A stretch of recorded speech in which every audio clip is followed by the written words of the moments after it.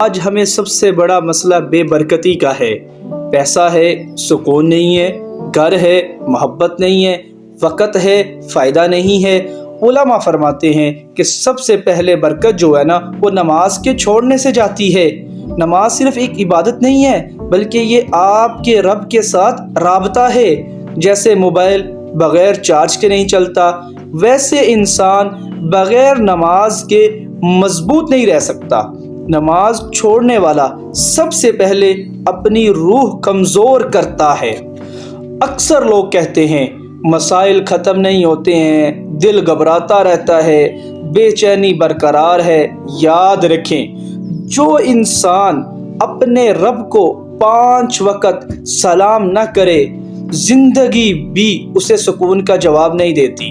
نماز دل کا بوجھ ہلکا کرتی ہے۔ قرآن کا وعدہ ہے کہ بے شک نماز بے حیائی اور برائی سے روکتی ہے۔